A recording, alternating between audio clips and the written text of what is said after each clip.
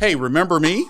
It's been a while. It's been a long while. It's been a number of months since we've done a podcast, but we're back. We've got a great show for you today. And oh, by the way, we also have a new permanent person on here. We've added an additional person. This is going to be great. You're going to love this catch-up show. So much has happened over the past couple of months with the department.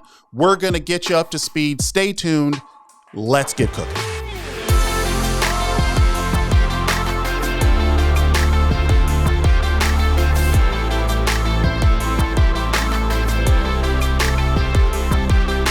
So folks, hey, guess what? Did you miss us? Well, we're back, and we have another great podcast for you. We know it's been a couple of months, but you are going to hear a lot about what's been going on today. We've got a great session to catch you up on everything. As always, with me is the Director and Fire Chief, Mr. Joe Tyler. Good day, Chief. How are you doing? Good morning. How are you today? Oh, we're doing good. We're doing good. We're doing good. And we have the Chief Deputy Director of Operations, Miss Anale Burlew. How are you? I'm great. I'm excited to be here. Thanks, Monty. Absolutely. Absolutely. So, hey, this is your trio for the session today. We're happy to just kind of catch everybody up and just hear from the two of you on some of the things that have been happening. What do y'all think about that? Yeah, well, you know, you mentioned a couple of months since we've had the last podcast. I started thinking about this, and first it's important as an apology to our listeners to recognize that our last podcast we did was really talking about open enrollment and health benefits. So that had to have been like in August. Yeah, it was August or September of 2024. So it has been a bit. Yeah. But I think that, you know, when we get through some talking points here today, you're going to hear that a lot of things have been going on, whether it be wildland fires that occurred, the bridge, the line, the airport in Southern California, the mountain fire in Ventura, the Franklin fire in Malibu. And then on top of that, all the work that we're doing in the budget area, aviation, force resilience. This spring, you're going to hear, I think, us talking about some of the proclamations and the executive orders that have come out. There is a lot going on. And so our goal is to get back into this. And Absolutely. I appreciate really between our communications team and Monty, you facilitating, bringing us back together. Yeah, absolutely. No, we're happy to be back here in front of the cameras and doing all the things that we do. Chief Burlew, it is so great to have you here now as a part of this conversation. I think it's important to give opportunities for everybody to make sure that they're hearing from you. You've got great perspective from the ops side of the house as well. So we want to make sure that you're there providing those pieces because there's so much going on your side of the house. So. No, I appreciate it. Obviously, longtime listener, first time on the podcast, but I love listening to the podcast, and I always learn something new. I feel like, I know what's going on with the department, and then listening, whenever I do, I always appreciate the new things I learn, new things about the department, the aviation one, just hearing about the history of our organization. And so I think there's a lot of good things we're covering this podcast this time, and look forward to the conversation today. All right, great. Well, you're going to be the one providing the info from now on, so get ready. Exactly, get ready. Well, I'll tell you what, without further ado, we can go ahead and we can just get right into it and get into our different points for today. What do you guys think? Let's do it. Let's do it.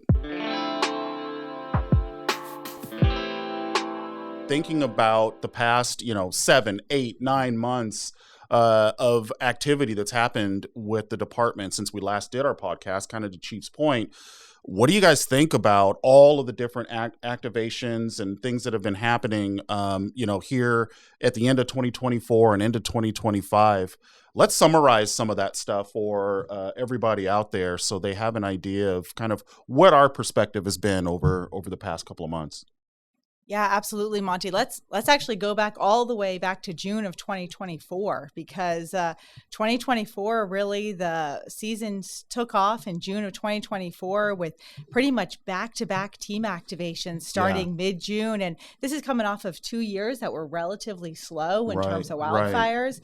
And then that summer of 2024, and then the Park Fire, over 400,000 acres, and that continued all the way into those winter months. Remember, back to November and December of 2024, and even into January of 2025, the South didn't get any rain. There was not really any measurable rainfall for almost 9 months. And so we were really starting to see that late last year, early into 2025. And then obviously everyone's well aware of the fire activity we had in January of this year, but 17 team activations in 2024 alone. But 17 team activations. That's a lot of activity. That's a lot going on, Chief. Absolutely. So, it was really still reflecting on that. It was really seeing the mountain fire kick off after all the other fires we had. And so we had the park, and then we had the bridge, line, and airport fires. Mm-hmm. And then things calmed down for just a minute.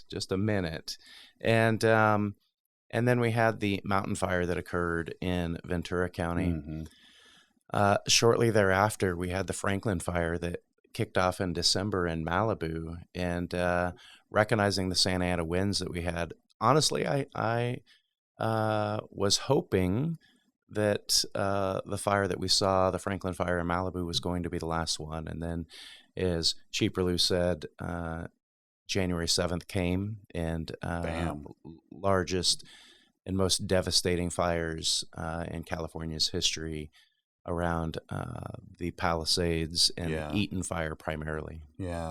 Yeah, fortunately, ahead of those fires in January, there was some great intel from both of our intel shops, the WFTIC, as well as National Weather Service, really talking about to help us be prepared for those wind events. And so we were able to pre-position resources, both CAL FIRE resources, local government resources, OES resources, Forest Service resources in that whole Southern California area.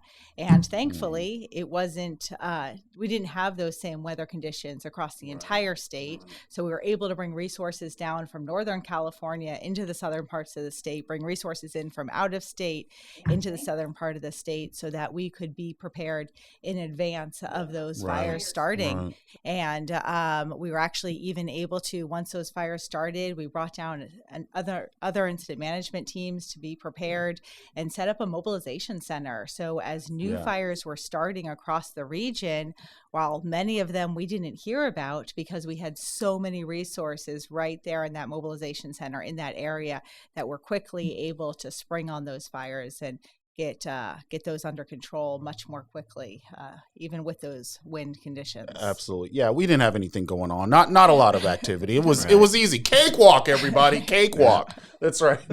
I think over the course of those fires, we dispatched incident management team 1, 2, 3, 4, and 5 to various levels of incident activity down there. And this goes back to a point of saying that we recognize that the strain that we had our employees experience through 2024, thought winter maintenance and that sort was going to be approachable. You're right that on January 5th, with all the intel that we received, we decided to start pre-positioning resources from the north to the south.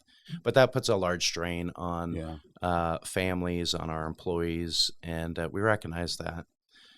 Some of the things that we're doing since then is adding a couple more positions that we saw necessary from the fires in January, a tribal liaison position, another public information officer position, and then some discretionary positions for the 6 incident management teams as well. So, it's important to show our appreciation for our incident management teams and our personnel across the state, regardless if you're in operations, prevention, support.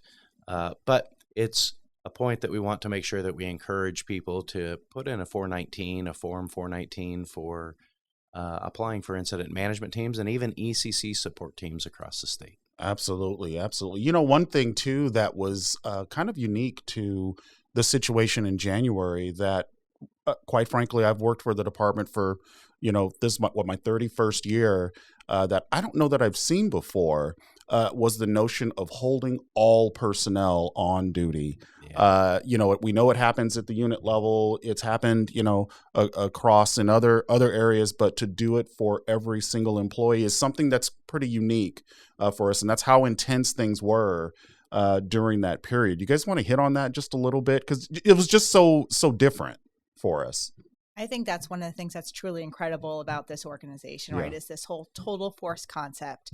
And we know if you're someone in resource management, if you're someone who's in finance, if you're someone who's out in the field, all of our positions, all of our people are part of this overall mission of wildfire and forest resilience and all the things we do. And so when we have a major incident and when we're getting drawn down on personnel that can help on these fires, we pull from every piece of our department to bring people in to help us do this work. And it's amazing, just everyone rising to the occasion to make these incidences successful. And it doesn't matter if you wearing this uniform or you're wearing this uniform.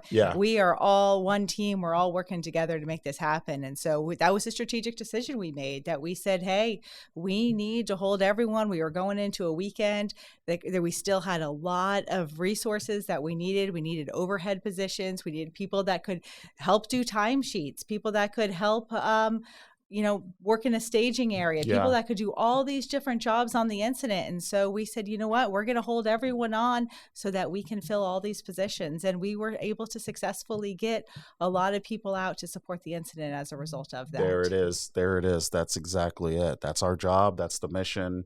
And when you come to this organization, we want everybody to be a part of that total force, as you mentioned, Chief. Absolutely.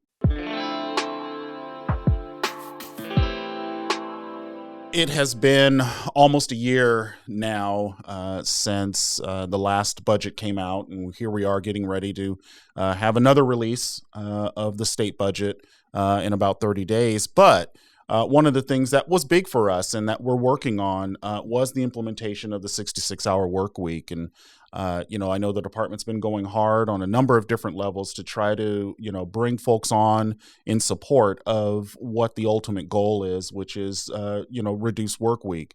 Wanted to just kind of get your guys' impression of how things have gone over the past year, where we're headed, what's good. And let's talk about that a little bit, because I think there's probably a lot of our folks out there that are interested to know, maybe on the grand scale, how this is all faring, because there was a lot of talk about it leading up to the approved budget. But what do you guys see as some of the difficult spots here, or the things that are really going well with the 66-hour work week? So let me start with this. I am so proud of the work that everyone did in the Joint Labor Management Committee.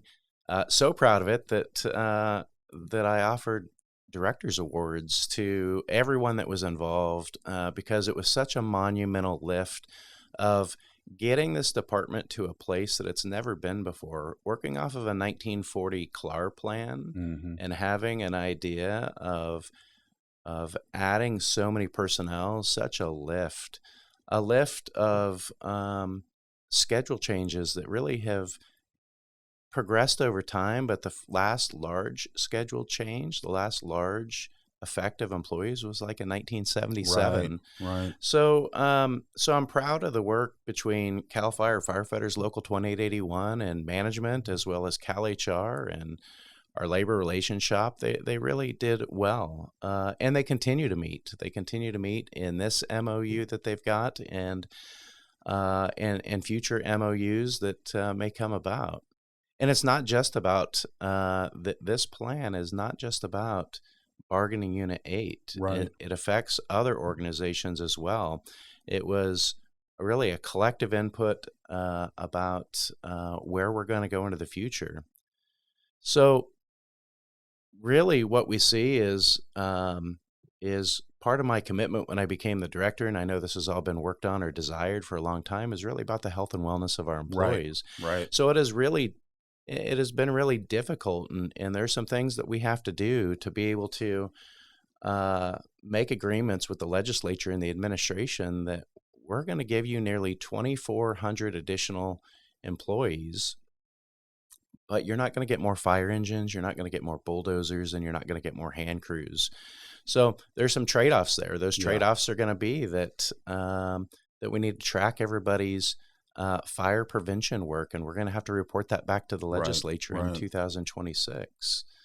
There are some other changes that are going to occur, and I think that people in the field may recognize it but may not have felt it yet, and that is as we continue to implement the 66-hour work week, and we continue to hire more and more engineers to try to flip that inversion that we have had for a long, long time. It's going to change a staffing model on the fire engine, and that staffing model change on the fire engine is going to be the state fire engine is going to be for some mentorship. The mentorship that's going to really take that staffing model of a company officer and 2 firefighters to 2 company officers and a firefighter, a captain, an engineer, and a firefighter most typically. It's not always going to be like that, and there's going to be some hiccups along the way, but it's going to be a good thing. You're going to find that we're going to have fire apparatus engineers on bulldozers. We're now moving towards fire apparatus engineers on not only our firefighter hand crews, but our other hand crew types as well, trying to fix that. So there are a lot of things that are changing throughout this process, but instead of me doing all the talking, Chief Burlew, anything you would like to add? I think just going back to the health and wellness piece and talking about, we just talked about how much people had to be away during this winter with all these fires, the commitment of our incident management teams, the commitment of our personnel, and that this initiative really helps to, in some ways, provide, when we can, that additional relief to our folks to be home with their families more often, which I think is really important as we continue to get busier and busier. And the other thing that it does is now we're funded for 9 months of peak fire season, which is a game changer for our department. I mean, I think it's very evident that there's a need for 9 months of that peak staffing. And in the months that we aren't peak, that we're at that base staffing, we're going to increase where historically we were only 65 engines in that base period. And now we're going to have 153 engines staffed in that base period once the 66 is fully implemented. And that's going to allow us to provide a greater level of service for the people that we're protecting, and also to do a lot more fuels reduction work, to have folks out there on the ground in a preventative way to get the work done, to hopefully reduce the impacts of some of these fires that we're seeing and also help prevent some of these fires. And so we are looking forward to seeing those enhancements as well that are going to come out of this initiative. Yeah. So I have to tell you a funny story. And I'm going to throw both Chief Burlew and I under the bus a little bit, but she hit on it, and so I need to clarify. She said everything right. I want to clarify this point to our audience, and that is, we're going through January. We're talking about this 9-month staffing model, and Chief Burlew and I, having so much going on, said, well, we're staffed right now 9 months a year. Well, the fact of the matter is that we were educated that only a portion of our resources now in year 2 are going into year 2 are funded for 9 months. So you hit the nail on the head, which was at full implementation, we will be at a 9-month peak staffing model on all apparatus, 3 months of base. There's no specific defined period of when that will be. Generally, in a budget change proposal for the 38 hand crews, it says March to December, but we find ourselves making sure we have hand crew available year round, that we have to adjust that just a little bit. So it is 9 months of peak. The hand crews are funded. The 38 hand crews, firefighters, are funded 9 months a year, but getting all the fire engines to that level will take just a few more years to be able to do. Right. So lots going on there, and that's one large aspect of the organization that is just working its way through. And like you said, Chief, it's just going to take some time. And we kind of know that this implementation is over kind of a 5-year cycle from when it was approved. And so we'll see. We'll keep working at it. And again, thanks to all the folks who were a part of this. And we'll see how things go there. So yeah. So I'll end it with this, and that is that I have said it the whole time, that there will be hiccups. There will be speed bumps. there will be new things that we're encountering and addressing, schedules, training schedules, rotating schedules. None of it is, if we have a hiccup, none of it is done egregiously. Right. It is just all of us learning together. Yeah. And recognizing that if we make a mistake, if somebody makes a mistake, then we're going to learn from it and we're going to correct it. But at the end of the day, we know that we're all trying to reach the same goal. Yeah, 100%. Very well said, Chief. In addition to our conversation about the 66, with all the things going on there, there's a lot of other initiatives that are going on and progress that's been made, evolution for the department. Another area that comes to mind is our aviation capability and things that have kind of evolved over a number of years, but more in particularly over the last year or more. Some really good things have been happening in that area of the organization. So I kind of wanted to kick it to the two of you, Chiefs, to kind of talk through some of the things that have been happening, great things that have been happening in the world of aviation for CAL FIRE. Where do you guys see the things going right now? So, Chief Burlew and I are looking at each other like, who's going to speak first? So I always start with thanks. I always start with gratitude. And there is so much gratitude towards Amentum Aviation, LSI, Colson for building retardant delivery systems, our United States Coast Guard partners, our United States Air Force partners, to get us really to where we are. And we talked about this in a 2-part series last year on this podcast. Yeah.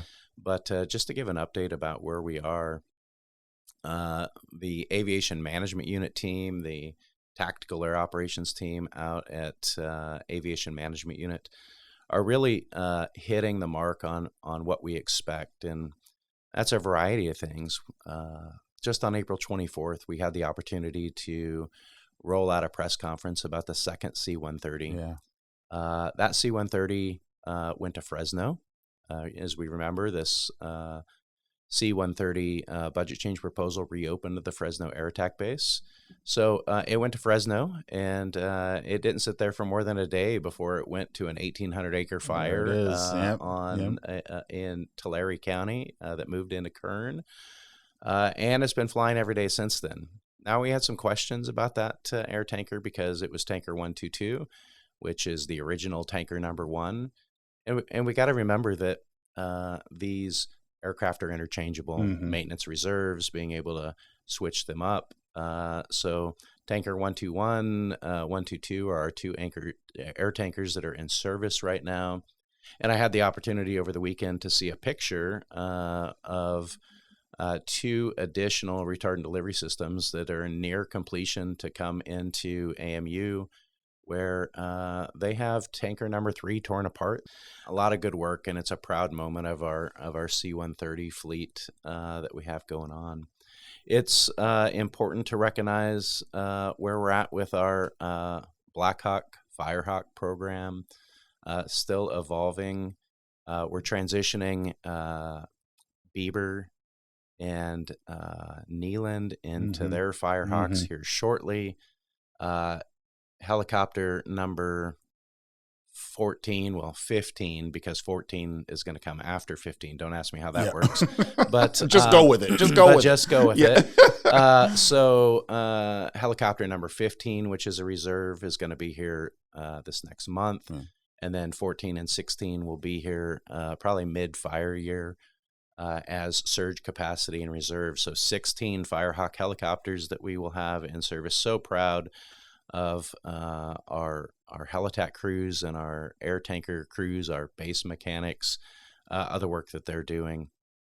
Maybe we go into exclusive use. How's that? Okay, we can talk a little bit about exclusive use for sure. So for the last 3 years, we have been very fortunate to be able to bring on additional both fixed wing as well as rotary wing aircraft to supplement the air tankers and the aircraft that we own here as CAL FIRE. And so that exclusive use aircraft we've been able to strategically place throughout the state. And really in that initial attack period, it has been just phenomenal in our ability to get in there quickly and get fires suppressed. And what we're finding is as the wildfire crisis is growing around the world, there's more and more demand for these aviation resources. And there's times during the summer, like we saw it last year during the park fire, that as we were looking for additional aircraft, none was available because of the other fires in Oregon, Washington, across the Northwest, in other countries. That aircraft is actively flying other fires. And historically, when we had needs, we were able to easily reach out to contractors and get them to come help us on our incidents. And just that's drying up as they're dealing with the worldwide demand for these resources. And so we've been able to really strategically bring on exclusive use aircraft. So that aircraft is committed to us. It's able to respond to both initial attack as well as extended attack incidents and really help us in augmenting our own aviation fleet.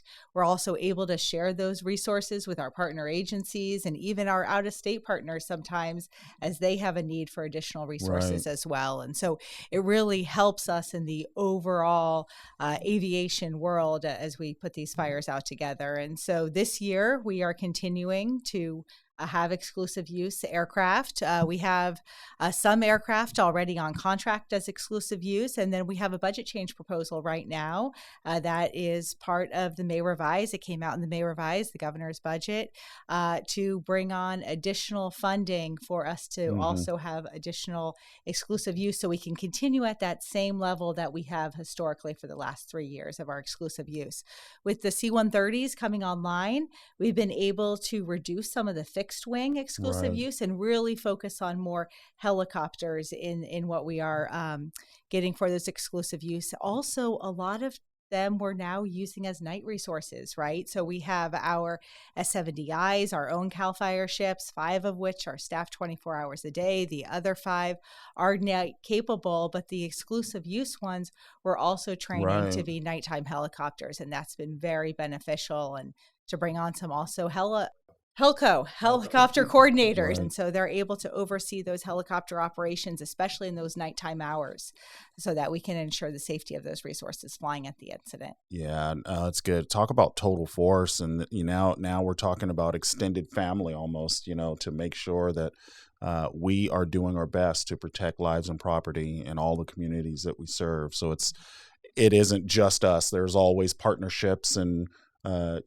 different agreements and things that we use to make sure that we're putting our best out there every single time. So again, thanks to all of our partners and folks that help us in everything that we do across the state and beyond.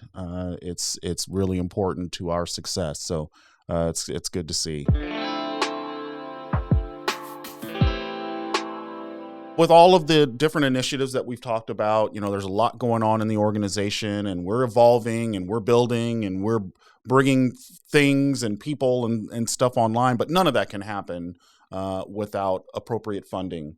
And so I was thinking maybe we can talk a little bit about the budget and what has happened and what might be happening to us or with us over the next year. I think we're all aware just from watching the news that, things are getting a little tight in the state of California budgetarily. And so there obviously is some kind of impact to CAL FIRE, but let's talk about a little bit of the nuts and bolts, the mechanics behind where we've been over the past year and where we're headed with the new budget that should be coming out here in the next 30 days. What do you guys think?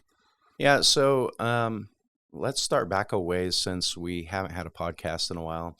And first, we're grateful to the legislature and the administration that approved the reduced work week we talked about already, which is a $750 million package over 5 years to reduce the work week. And so with that, at the same time in the approved budget was really 2 control sections that talked about a 7.95% budget reduction across all state agencies, and a 50% reduction of all vacant positions in all state agencies across the state. And for CAL FIRE, that was going to have an impact. And so as all the fires are going across the state, our personnel were working on that too. Fast forward to the governor's proposed budget on January 10th. It was in the middle of the LA fires that were occurring, and what was rolled out at that point with the administration's commitment to resilience, protection, and prevention was CAL FIRE not taking significant reductions across the board, either in vacant positions or in general fund reductions.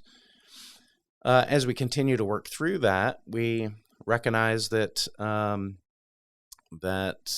May revise came out here just recently, and that's what we're working through right now. Right. In the May revision, CAL FIRE continued to be largely unscathed because of the commitment of the legislature and the administration, again, in those areas that are important. You heard about, and so I want to talk about, because I've had a lot of people ask me this, you heard about CAL FIRE general fund shifting to greenhouse gas reduction fund, $1.5 billion, and by 2029, $1.9 billion.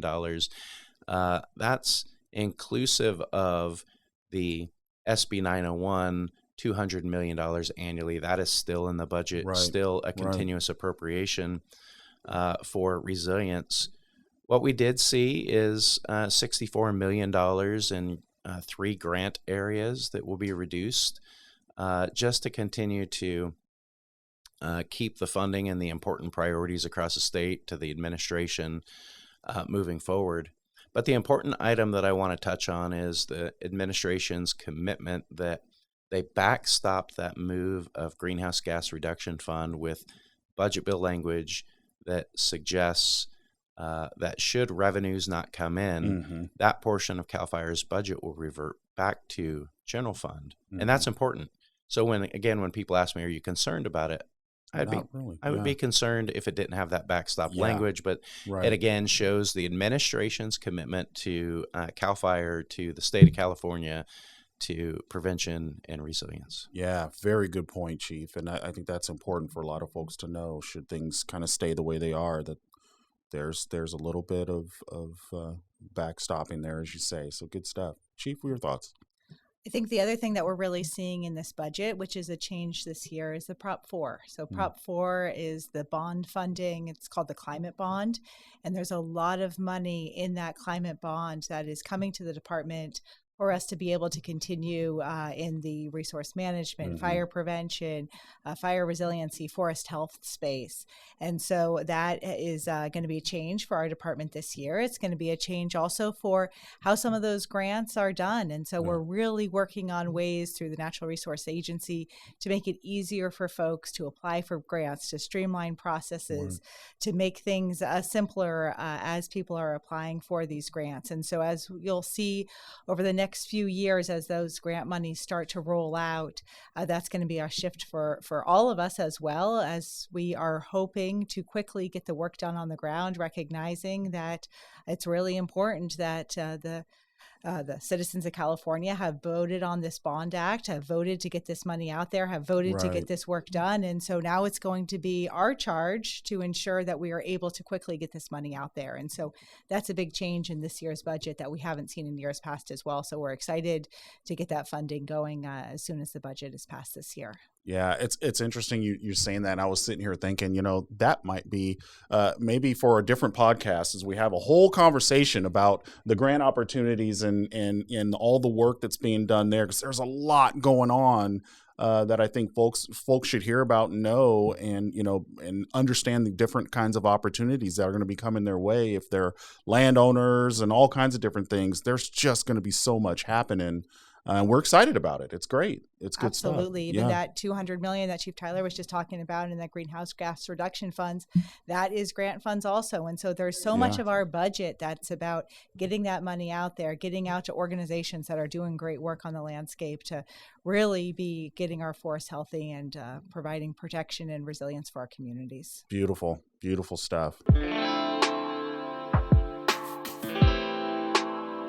In addition to the budget, there's a lot of different, laws that are passed, things that occur throughout the budget season and throughout the year up here in Sacramento. One of the other things that happens on a regular basis also are proclamations. by the governor.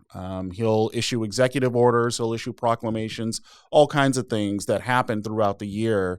And so it might be good for the audience to kind of hear some of the proclamations that have had an impact or will have an impact to CAL FIRE over the next, couple of months into the next couple of years, frankly.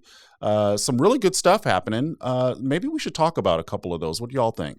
I think that's a great idea. Yeah. So let's roll back in time. I'm not going to remember all of them, but let's talk about day 2 of the administration of Governor Newsom's being elected as governor. Was a point in which then Tom Porter was appointed as the director at the same time. Right. And many people internally and some externally are going to remember the 35 priority projects that we worked on across the state. And that was one of the first proclamations, executive orders that the governor did. Yeah. And since then, there's been so much work going on, really expanding the resilience and prevention phases, seeing things like community wildfire preparedness and mitigation being built up within the Office of the State Fire Marshal, seeing our Wildfire and Forest Resilience Task Force really kick off and doing some great interagency collaborative work with other agencies. And then let's just get back, fast forwarding into 2025 as we're watching the LA fires and the devastation down there and continuing to do the prevention and resilience work. There was a proclamation in March that the governor announced, and it was a wildfire emergency force management proclamation that really addressed the ongoing and escalating problems in California with resilience. Now, even before that, he signed into law SB 1101, and SB 1101 really provided CAL FIRE some opportunities to streamline and accelerate the contracting process to do large landscape level fuels reduction projects across the state. And we're still working on implementing that. Just a couple of weeks ago, San Benito, Monterey did over 4,000 acres of prescribed fire. I hope that SB 1101 and those benefits help them do that, and to the other units across the state that they're going to be able to help as well. Back to the proclamation, really was the great work of the California Natural Resources Agency, the administration, the task force, and our own CAL FIRE employees who really did a lot of work to really put this together and package it together. Now it's all hosted on the Wildfire and Forest Resilience website at wildfiretaskforce.org. You can go there, and right in the center of the screen, you'll find the process where you can look for a temporary suspension of environmental laws, including CEQA, the Coastal Act, under some very strict conditions. We are not going out there to damage the environment, but rather to find streamlining ways to accelerate. Now, doing so still requires a very critical review process by interagency partners within the Natural Resources Agency and within Cal EPA to really be able to clear the environmental safeguards that are necessary for projects to move forward under an environmental protection plan. And so some of those eligible projects in this streamlining is hazardous tree removal. That goes all the way back to tree mortality, fuel break construction, defensible space work, roadside vegetation clearance, cultural burns. That's a whole nother subject that we could have. SB 310 is a great law that was signed. And then important that as we're doing all this work, this is the reason I started with 2019, all of this great work that we've been doing, we have to go back and maintain it, because otherwise we're doing it all for naught. The vegetation will grow back. So it's so important that we continue to fund and continue to work on the maintenance of existing projects. And that takes personnel and that takes funding to be able to do that. Right. And so as we expect to see fuels reduction continue across the state, you're going to see people starting to work on projects that were already done back to 2019 and before that. To qualify for this proclamation on the task force website, it has to be submitted in 2025. They have to be certified professionals, and it'll all be evaluated appropriately, public, private, agencies, but they have to be licensed individuals in this area.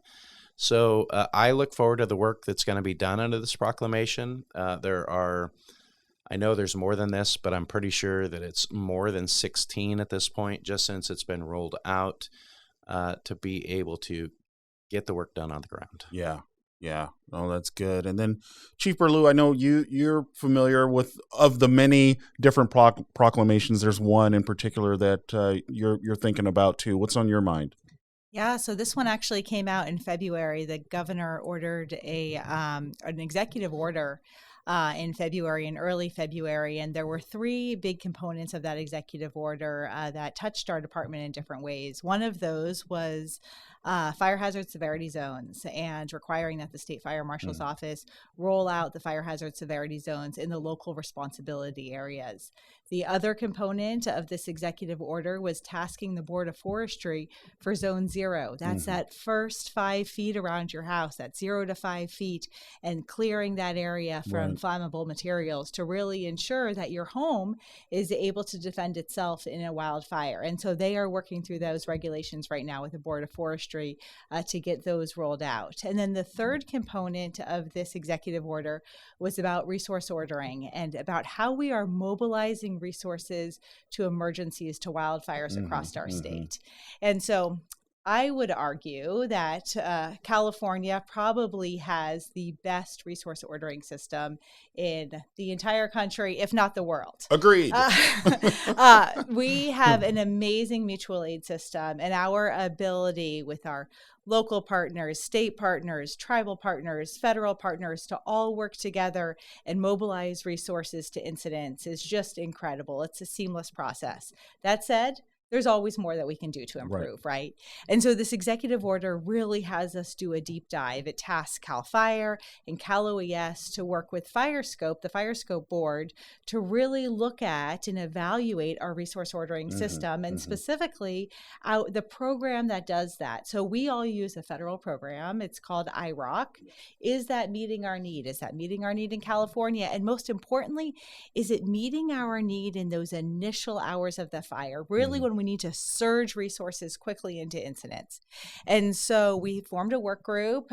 We brought back, many folks know, Assistant Region Chief Jackie Williams from the Southern Region. She retired late last year.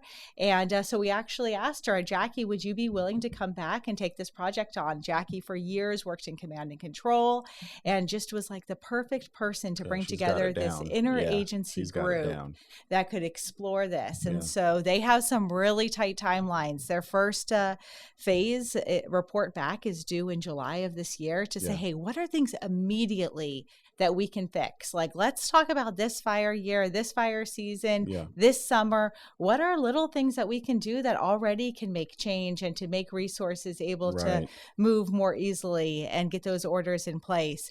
And then in January, they have another deliverable date where they are required to give us a little bit more of a holistic approach. What are things that some more long-term solutions? And then by June of 26 is when their final report is due, but they are required to evaluate every single item of resource ordering, from do we have enough staff to do it? How are the orders physically being processed? How is it coming from the incident commander in the field to the command center, to the other resources or the other fire departments that can go? So all of those components they're really looking at, and they're actually built some surveys. They'll be sending them out to dispatch centers across the state to really get that feedback, and fire chiefs and everyone, so that we can figure out where are the holes, what needs to be done, how can we strengthen these processes. So really excited to actually be tasked with that, and our department is being one of the leads for that, to work with all our partners on OES and also at FireScope to really tackle this and to see where we can be more efficient as a state. Wow, there's a lot happening there too. I'll tell you what, I mean, it is obvious and clear, I think, to all the listeners now that Hey, we don't just sit up here and twiddle our thumbs. I promise you, there's work happening all over the place, whether it's in this building, it's out in the field. Everybody's has been working hard. As Chief Tyler said earlier, we apologize that we couldn't get a broadcast out a little bit earlier, but we definitely are taking the time to do that. But now you can see why, we have been working really, really hard. To the Chiefs, want to thank you so much for just taking this time to hang out and have some conversation, to catch all the listeners up and the viewers up to kind of what's been going on over the past 8 or 9 months. As everybody hears now, a whole lot has been going on. So thank you for that, Chiefs. Really appreciate that. Hey, folks, listen. As you can see, we're back. We're doing a lot of great work here. We're going to try to keep this thing going.